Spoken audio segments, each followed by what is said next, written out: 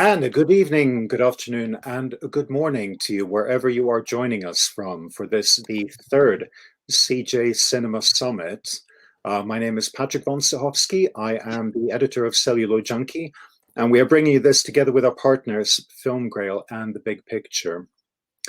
So right around now, many of us would have been in sunny Las Vegas for CinemaCon. It would have been the fourth and final day. But of course, that seems a very strange, different world now. And it might seem frivolous, and I'm sure I hear the world's smallest violin playing for those of us who didn't make it. But the thing is that we do have a need for physical meeting spaces. And a forum like this is never going to be a true substitute, nor does it intend to be a substitute for the kind of in-person meetings which sadly the coronavirus epidemic is preventing us from having. But while we work towards that future, we will try to keep sharing the information and the know-how that will hopefully enable us to get the business back on its feet as quickly as possible. So a few housekeeping rules before we kick off. You may have noticed we have a slightly different platform this week. Hopefully, it'll mean that it'll be more stable. You still have your favorite function of being able to comment on the side. Please type your questions into the box at the top, where we will be able to go back and look at them and answer them, hopefully. There's also a handout section where you will be able to download certain documents which will reflect what we're talking about or give you further information. So with that over, we have a very packed program. We are going to keep it 60 minutes, but we will keep the chat function open for an additional 30 minutes. So with that, I'd like to welcome back, of course, Sperling Reich to discuss, first of all, a kind of a global overview that we've done. And hello, Sperling, how are you? Good, how are you? Fine. And do we want to mention some of our guests who are actually on stage but kind of behind a curtain? Mark Malinowski from National. I'm sorry? Can you introduce them for us, please? Yes, Mark Malinowski will be joining us in a moment. He is the Vice President of Marketing, Worldwide Marketing for National Amusements, and Stan Ruskowski, the President of the Box Office Company, which many of you know as well, many of you are working with all over the world.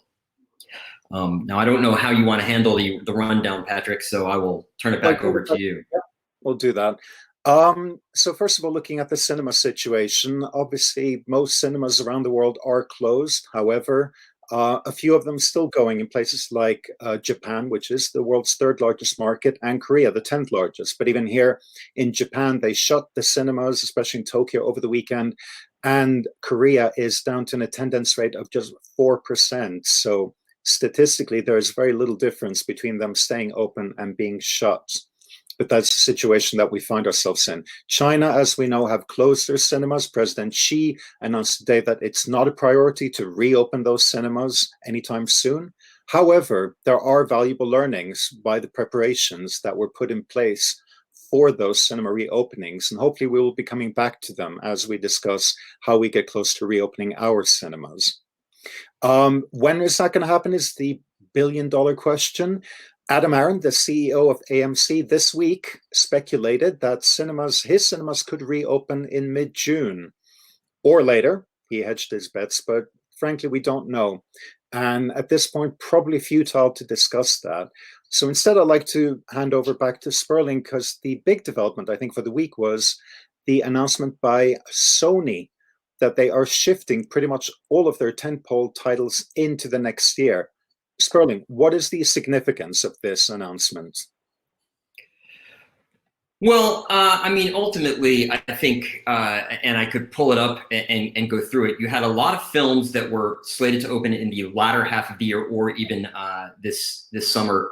We had Morbius, which I believe was supposed to open this summer, and several other films that were pushed back because they're basically grabbing dates. That's what they're doing. Sony went out there and said, okay, where can we plant our flag and say, that's going to be our weekend? You can open up that weekend, but you're going up against us. In other cases, and I tried to put a whole slide together to present which film was going to open on which date, because most of these films, there were 7 films, and they were all pushed back to 2021 for the most part. And I tried to find posters for them. I was going to make a nice, lovely slide. Some of them don't even have posters. Some of them haven't even begun filming. So the Sony Marvel film That's not even filming yet. Fatherhood was only beginning to film. Part of the problem there is they can't begin production because everybody's quarantined in their house. So it's impossible to get a crew together. In other cases, they realize there's no way to open a film when A, there's no audience, no cinemas are open, and B, when cinemas do open, there may be 50% capacity. That's really the issue. Is once cinemas open, they'll open probably region by region, state by state, county by county, province by province, country by country. And if you want a worldwide release, you're going to have to wait until probably after July 1st, maybe even after August 1st. And that's the biggest problem with reopening, is not necessarily getting the cinemas back up and running, not getting the staff, which is going to be an issue unto itself. But when will distributors begin to feel confident that they can feed that content pipeline to actually give cinemas the product to show patrons? Well, that cues us up nicely for the first video clip we have, which is a greeting from one of the last territories actually to close, which is Australia. So if we could play the clip from Kirk now, please.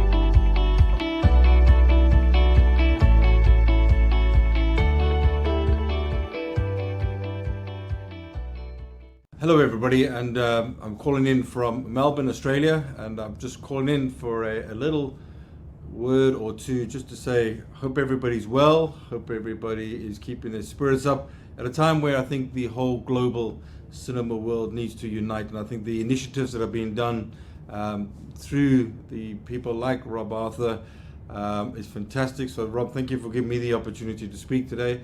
And just to tell you a couple of things that we are doing now in Australia. So we closed down exactly a week ago today. The government ordered a mandate of all cinemas to be closed down. We had a closed down procedure checklist that lasted for about 8 days.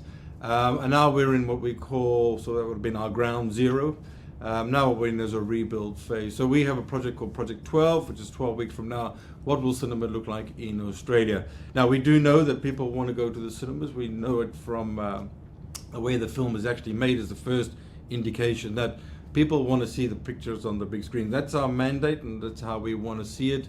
And I think from that gives us an anchor to go forward. I think the second thing that we also bear in mind is that if we look at Australia, I can only speak to the Australian market, we have what we call fanatical people. So we know that in terms of all professional sport in Australia, cinema going is 8 times larger. So this gives us, once again, great confidence how we're going to come out of this. We spend a lot of time now on the phone every day to the studio saying, what will a calendar in 8 weeks look like, a calendar in 12 weeks? And I think we've all got to be socially accepting of the fact that we're not going to come out of this like a hare out of a trap. I think it'll probably take a week or two for people to get their confidence back. We had to close down with certain limitations, which was 100 people per screen, etc. And I think that will happen on the other side, where we'll have to open to similar constraints. So all I want to say is I wish you all the best of luck. If I can share anything that we're doing in terms of our plans with anybody, reach out. Rob has my email address. But from Australia, all the very best, guys.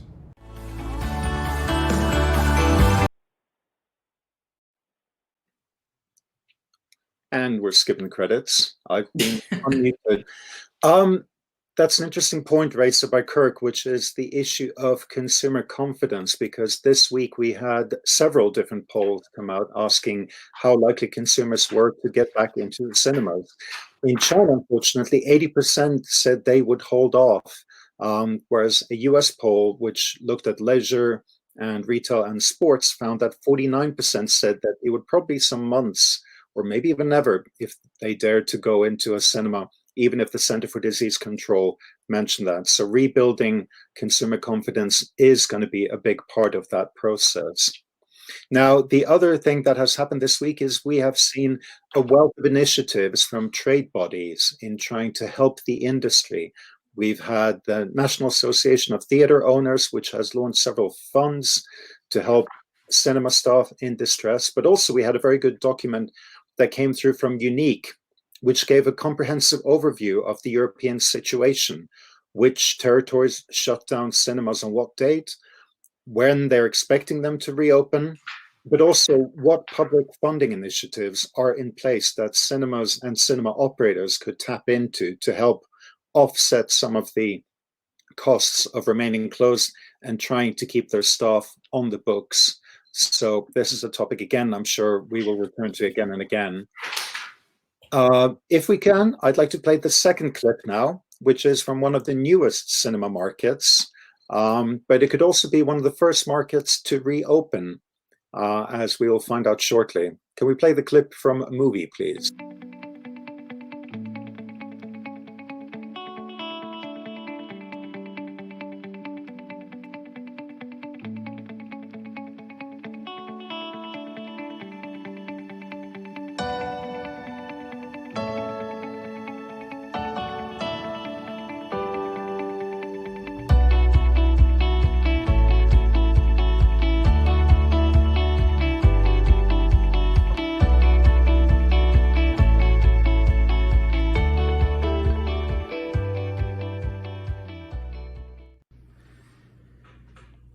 Hi to everyone on the CJCinemaSummit.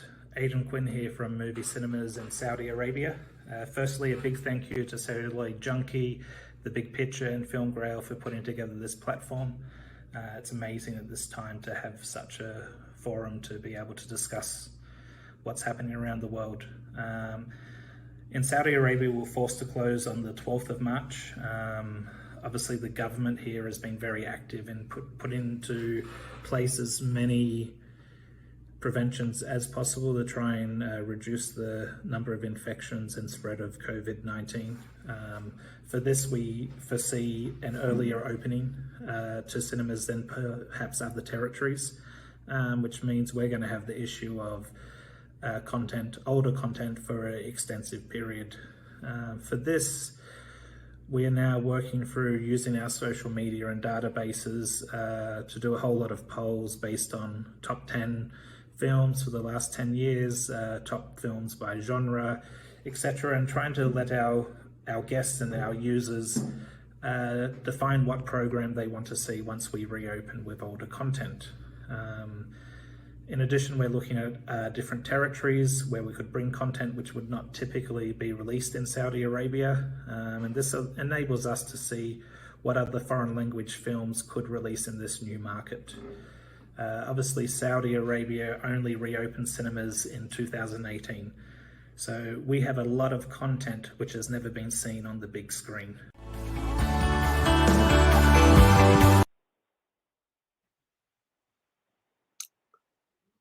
And a thank you to Rob Arthur and The Big Picture for putting together those video clips and also the logos. Shameless plug there. The final topic we're going to do in the Global Roundup is one that has crept up this week, but it is a really good one in terms of showing that cinemas and video-on-demand platforms do not have to be enemies. In fact, they can work together and they can prosper together. We had a great article from Box Office Magazine's Rebecca Polley this week, and we published one on Celluloid Junkie as well today. So if you haven't seen it, I urge you to look it up. But one of the key operators in this field has actually been doing this work for several years, and now suddenly they find themselves in the spotlight.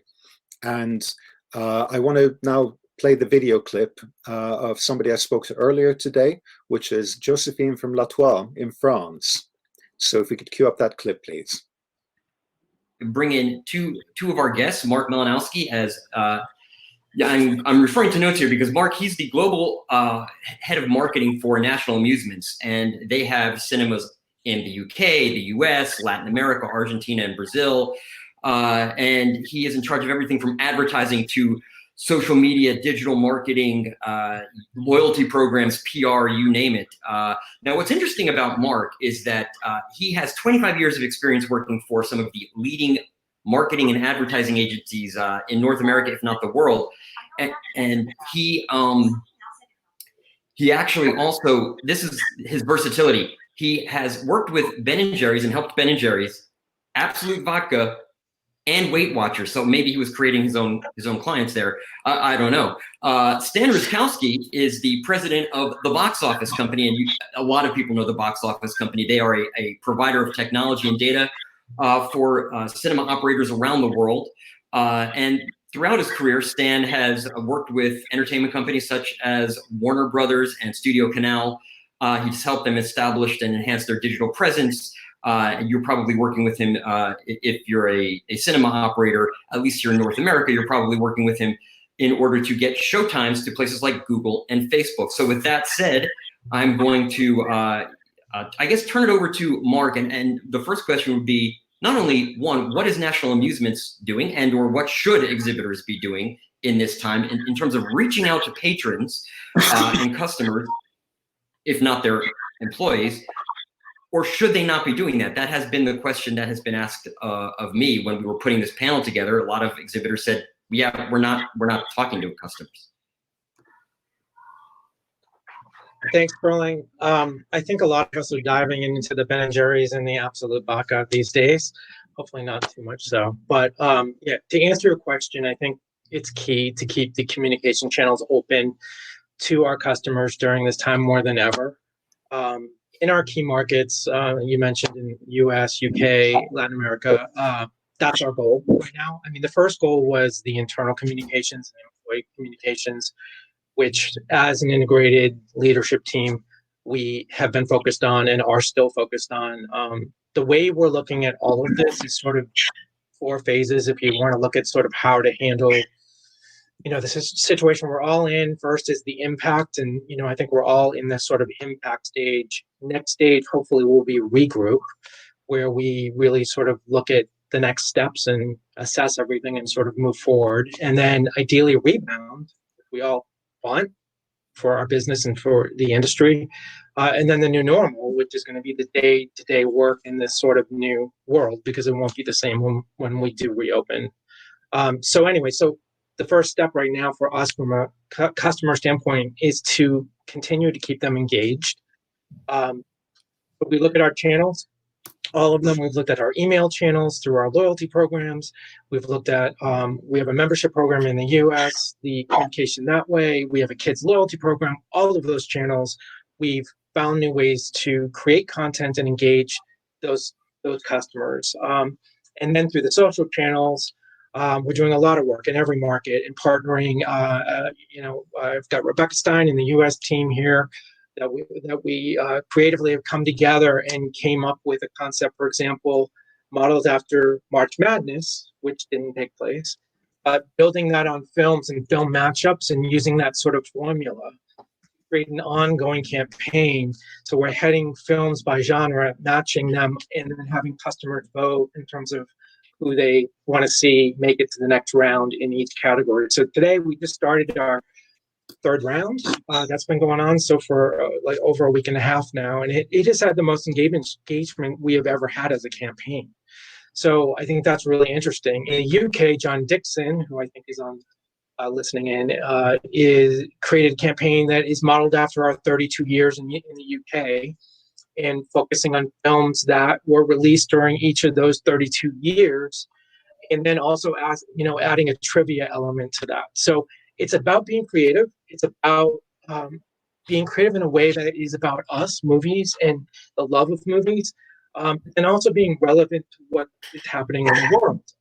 So to that point, both in the UK and the US, we're just about to launch a new campaign called Superheroes Aren't Just in the Movies, and really focusing on the fact that frontline workers, healthcare workers, are out there every day facing this challenge head on. And how do we salute them? How do we take the idea of superhero in the movies and really translate that to the real life world that we're in right now? So we'll ask our customers to nominate those folks in their lives who are out there doing that, and then dress as their favorite superhero. So we're hoping to see some big interaction with that, hopefully get some video involvement with that, and again, make it something that will make a difference, but still be at the core of what So just Just to kind of paraphrase in a way, for that last part, what you're saying is that, yes, it could be tricky to be talking about the upcoming Wonder Woman, but what if you were talking to your patrons about things that are going on in current events right now? Right, absolutely, yeah. It's about the real world. We're in the real world, and so yes, take entertainment, take the content that we know our customers care about. They care about movies. They care about superheroes. We know that.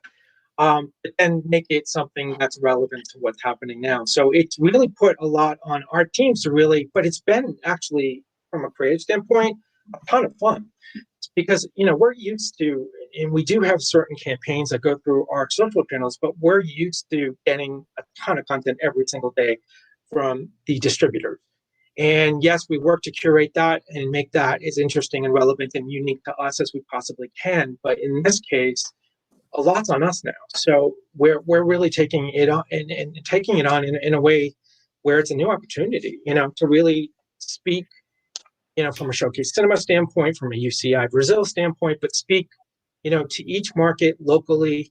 But again, relevant to what is happening now, because you can't ignore it, and we shouldn't ignore it. But make it fun, make it relevant. Another example is we're doing hand watching movies, hand watching the movie in the UK.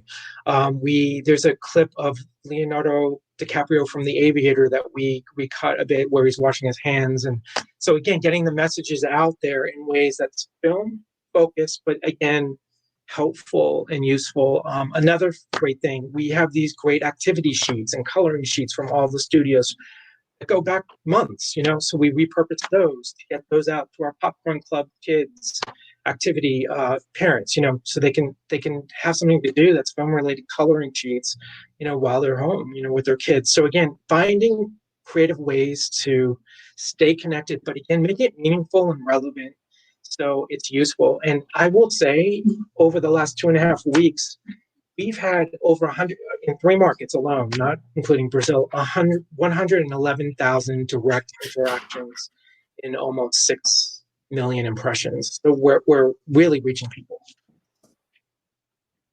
Is that more than you would get normally? And I would imagine that you're measuring those through Facebook and through Twitter. Yeah. And what platforms are you using? Are you using Twitter, Facebook, email? And I guess really the question is, everybody says, well, more people are watching television now, more people are watching the news now, more people are on Twitter now. What platforms are you using? And is that engagement, what you just mentioned, more than you would normally get? Yeah, it's interesting. So the platforms that we're using, really mainly in our markets, we see Facebook as being the lead. That's followed by Instagram and Twitter. And we're using, so for example, in that matchup campaign, Showcase Fan Matchup Showdown, we are using cross-channel. So we're going against Facebook, we're going against Twitter, we're going against Instagram. So that's a cross-channel, fully integrated campaign. And we're seeing incredible, so to answer your question in terms of more engagement, for this one campaign, I would think, since I've been at National, it's the most highly engaged campaign that we have done. Of course, if we're launching a new trailer from a film, if there's some new content that's, from Star Wars or, a Marvel content, those are highly engaged. But from us creating the content, this is the most highly engaged we've ever seen. Well, I'd be interested to know for not only exhibitors that are on, but if you're a supplier, a manufacturer, a distributor, what tools are you using? There is a poll that I'm going to start now asking what tools are you using? Email, Facebook, Instagram.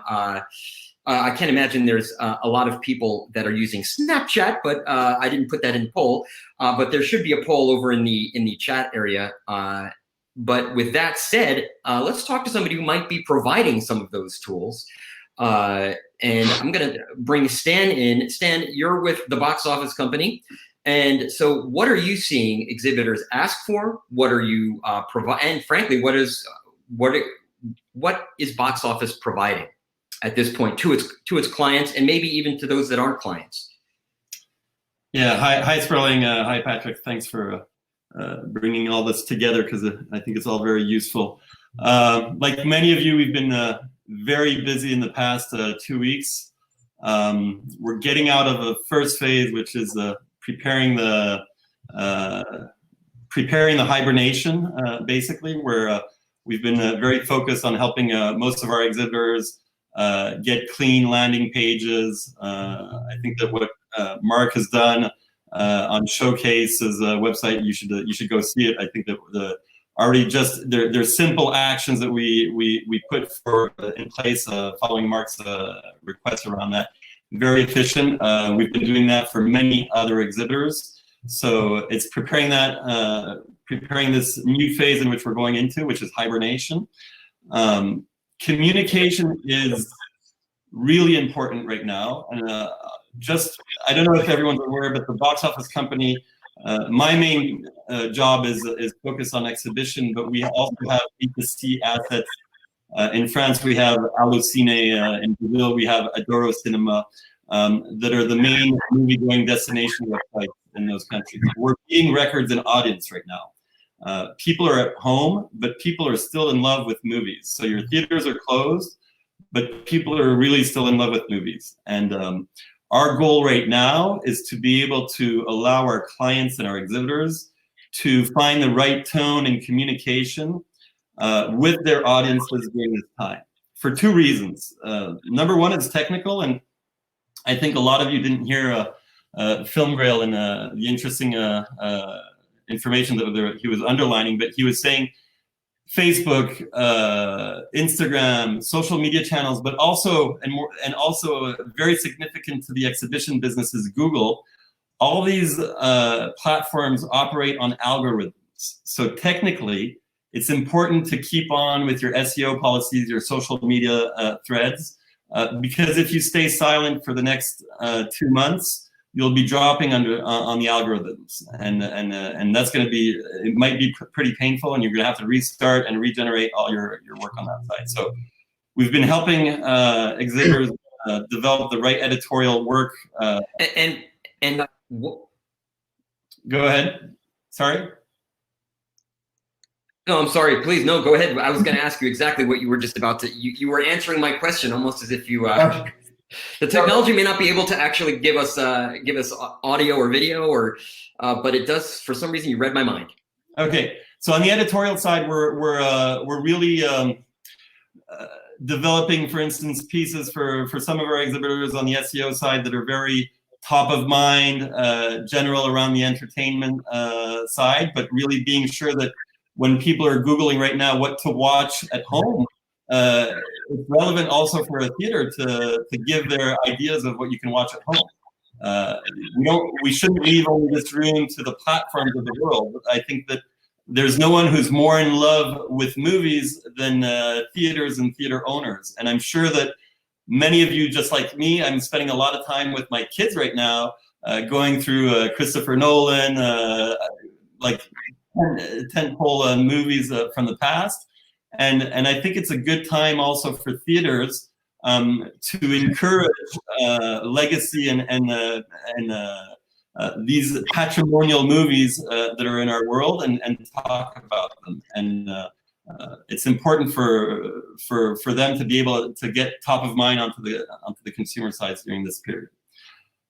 Another activity that we've been looking at very closely in France, and I strongly believe in this, is having a united, federated approach between movie theaters, studios, talents, actors, and moviegoers. And we launched in France a hashtag with the French Federation that's called "On ira tous au cinéma." We will all. So it's making reference to a movie, but it's we will all go back to the movies, basically. And I think that for many territories around the world, and we're starting to look at it on all the territories that we're operating, I think that really uniting everyone under one solid communication media plan, carried by ambassadors, it could be talents, but also fundamentally held by exhibitors and studios, something that's going to help us definitely during this hibernation.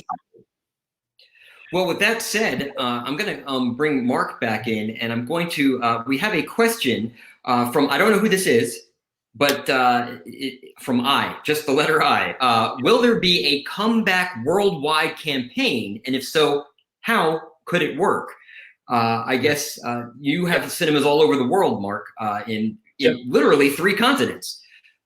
So I guess my question is that something that could work, a comeback cinema campaign, kind of like a record store day here in North America, where everybody goes out to their independent record stores and buys music to try and keep them alive? Could the same be done for cinemas? And if so, are you, who are you working with? I think, Sperling, I think that is an amazing idea. We've been talking about that just even at national amusements. But I think NATO's talked about that. UKCA, I think, has hinted at that too in the UK. I think a global comeback campaign or We're Back campaign is going to be crucial. And I think it's interesting because I think, there should be that sort of unified front with all exhibitors working together and communicating that message. I think what's going to be important around that is that there is that unified message, and we shout it loud and clear once market by market we're back, because it's not going to all be the same in every market. Even in the US, we're going to probably have parts of the country open theaters before others. So I think having that plan, having that unified message, I think having a message that's going to be meaningful globally. And I think what's amazing is movies are universal. We all love them. We all grew up with them. Boxoffice.com posted a guest column that I did about just my own personal experience going to the movies and growing up, going to Showcase, and what that meant to me and what that meant to my relationship with my dad. And it's personal. It's personal for all of us. And different parts of our life, we remember seeing a certain movie in a certain cinema, and that moment in time is in our minds forever. So I think taking that emotion, taking the fact that it's been such a big part of all of our lives, having a unified message, but then also having a plan that can be sustaining, because we're going to need to keep that message going, because it will be, a new territory for all of us, and it's not going to be a clear path forward. We're going to have to zig and zag a bit and learn a lot. But I think having that message, having that sustained message, and I think you had mentioned before too, safety as well. We're all talking about this, and so what does that all mean in this new world? We're going to have to think about all of that. So I think that's going to be important, but I also think each exhibitor needs to sort of then take that global message and make it their own. Well, now speaking of safety, we have a question from, and we kind of did reference that. And I took a Disney cruise years ago, and literally every time I stepped on or off that boat or walked anywhere around, there was somebody cleaning the boat in one way, shape, or form. It was unbelievable. I'd never seen somebody clean so much. But then, of course, now we know why after the last 4 weeks. But we had a question from James Gardner who asked, do you see cinemas and other mass crowd events getting back to normal before a vaccine is available and distributed? And if so, under what type of restricted trade is that expected? And I guess, of course, we talked about what is happening in China. So as a theater operator, Mark, what are you and National Amusements doing, and what do you think other cinemas need to be doing in order to kind of relay that higher visibility on sanitary conditions? Yeah. Really good question. And I think it's interesting. You had mentioned those studies that I had also seen about the consumer and what they're thinking and how they're feeling. And we know that there's, going to be a lag, in terms of them coming back in force. But also I thought it was really interesting too. There's so many factors right now.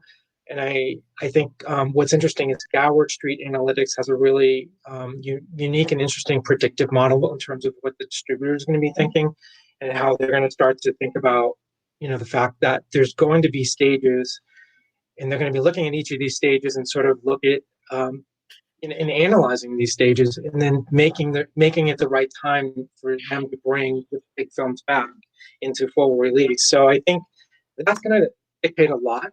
in terms of customers coming back. And then in the interim, we're going to have to be creative. And we're talking about that with our booking and operations and all the departments in terms of what we do program and lead into sort of that stage where distributors are back. But the message about the consumer is going to be, in terms of safety, kind of goes back to where we were before we all had to temporarily close, which was the social distancing, the checkerboard seating, which we all, well, a lot of us did, we did. And just the messages about, cleanliness and cleaning theaters and processes. I think we're going to have to go back and be even more loud about that and clear about that to the customer, because I think there is going to definitely be a hesitation. So we have to make them as confident in us and seeing a movie, and it needs to be as safe as it could possibly be. Debbie Stanford Christensen of Nova Cinemas out of Dubai said in the questions section, and by the way, if you do have questions, please go to the questions section. That's where some of these questions are coming from. She actually did mention, and I'll throw it up here really quickly. It's cut off a little bit, but she mentioned the Gower Street article as well, and she is saying the same thing in a way, which is, hey, we're all going to have to play our part in kind of reigniting the celebration around cinema. But to that end, Stan, that now is the time to actually be. You talked about preparing for hibernation. What about preparing for maybe getting out of hibernation? What should cinemas be doing? And frankly, manufacturers as well, suppliers, distributors, what should this industry be doing from a tech standpoint, from a tech marketing standpoint, a digital standpoint? What should they be doing now while everything is kind of dormant? Yeah, so definitely hope hibernation is not going to last too long. What theaters can do on a regular basis already is everything through social media, finding the right tone, the right angle that they want for their theater. We have an interesting case right now with Santikos, for instance, supporting all the communities around them and using his platform, his website platform to support the communities. So there's a lot of different approaches that can be done during the hibernation. It can be recommendations on movies to see at home. It can be help to the communities. I love Mark's idea around superheroes aren't only at the movies. I think that's a brilliant idea. And what's going to happen, these have to be done basically through your newsletters, through your social media channels, through your website, basically, and also through SEO services, so that anyone who's searching and looking to entertain himself on Google can also have some top of mind with your local theater.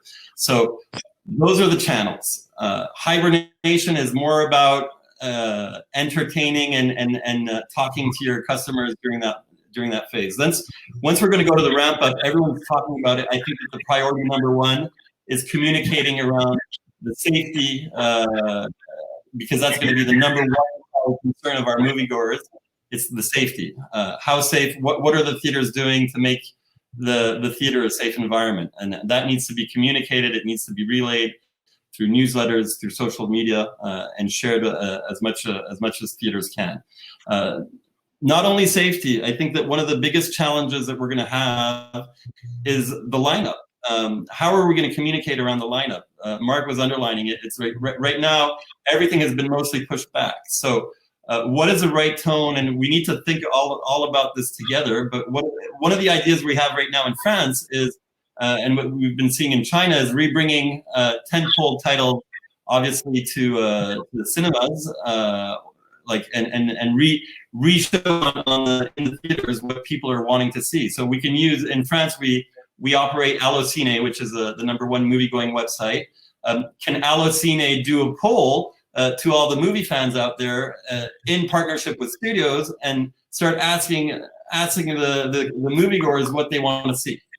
And that's I think very interesting to use major movie destination platforms in the US. We could talk about this with certainly Atom Tickets, Mango, or IMDb, but try to pull and reach out to the customers to understand what they want to see, but also in partnership with studios, because the technology behind and allowing the copies to run in the theaters is important. So I think it's an interesting period where social media interactions with our moviegoers is definitely essential, and that if we know how to use our moviegoers during the ramp up to be able to program things that they have decided that's piloted by the major movie-going destination platforms, I think we have something great. Well, now speaking of content, this is one of the advantages of doing this live, I suppose. Of course, last night, very late last night, studios have a tendency to announce their changes to their release schedule at a very convenient time of 7 p.m. It's like they announce the release and then go to dinner with their family. Whereas, like, if you're in the journalism world, that means you're not having dinner with your family, or technically anyone, since you're not supposed to be.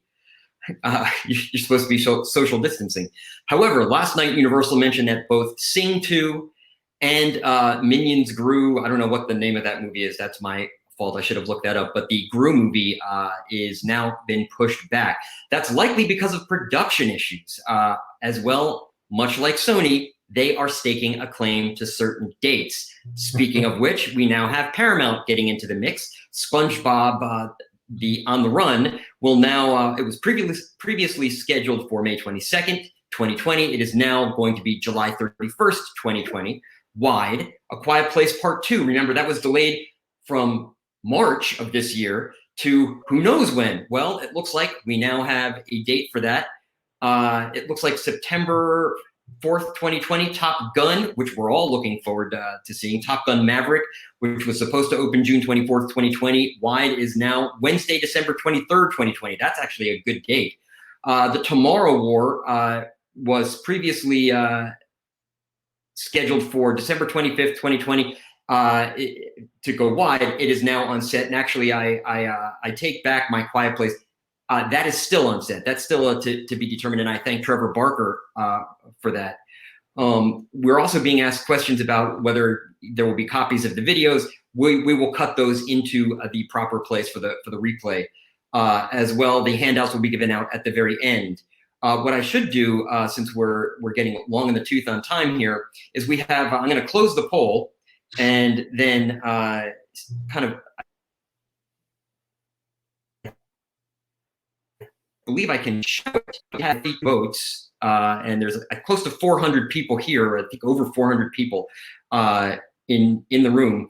So I asked, what tools are you relying on most to communicate with customers during this time period? And it looks like email wins out, 42%.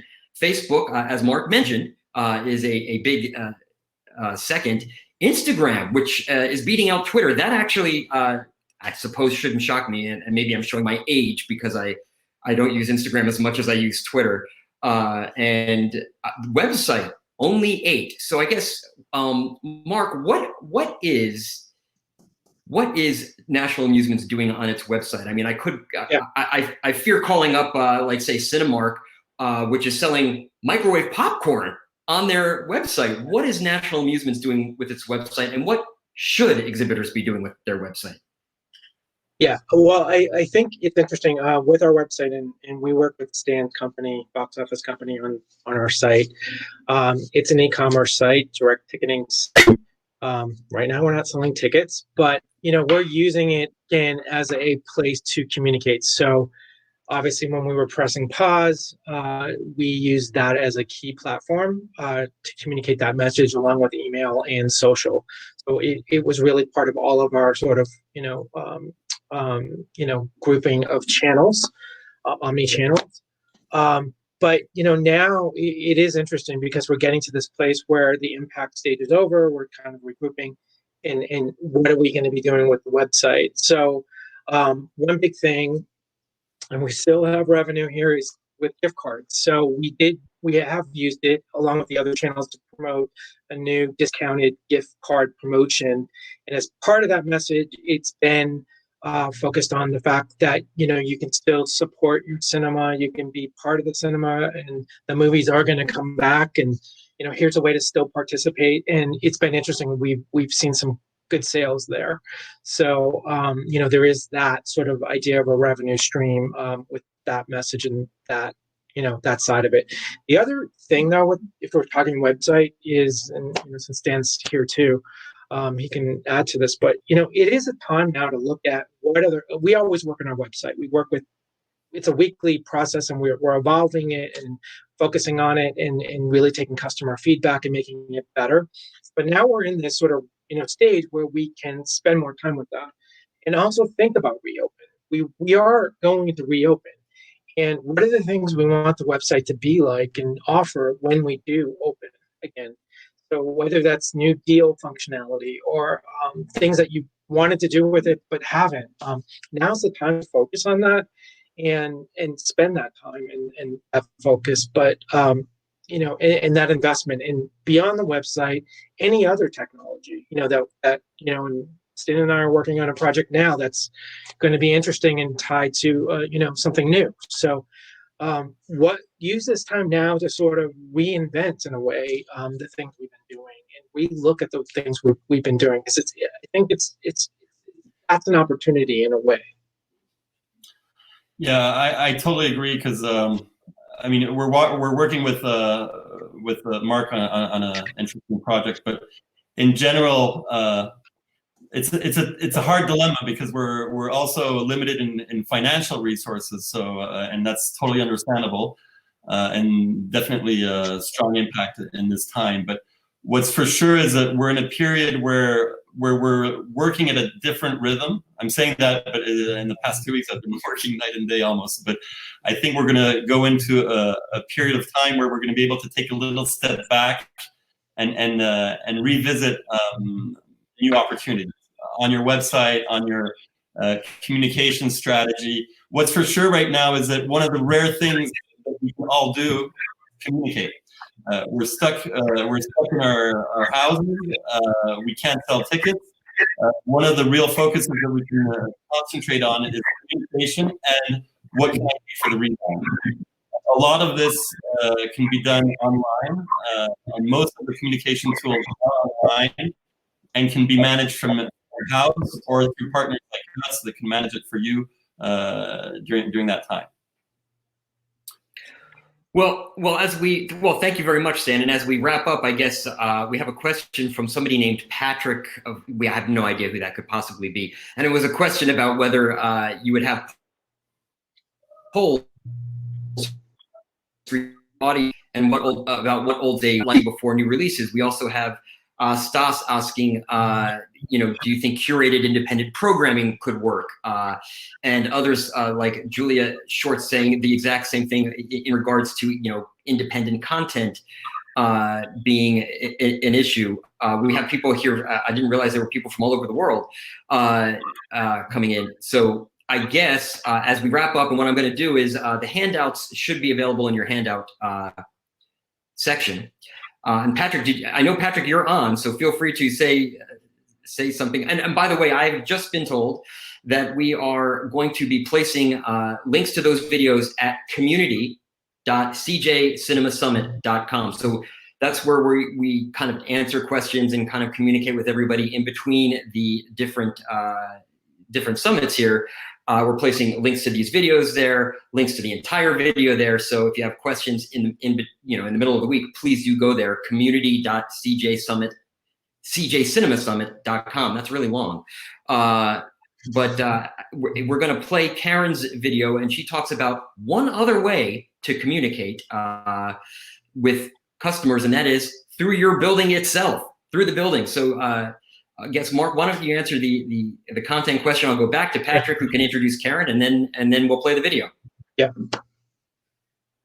Yeah. So in terms of that poll, I think that's a great idea, and we might even use the information and insight we're gathering for this social campaign in terms of this matchup, and have that inform some of our programming. But also, I think that Stan mentioned this too. We are interested in seeing what do the consumers out there want to see, in terms of what's out there waiting to be released.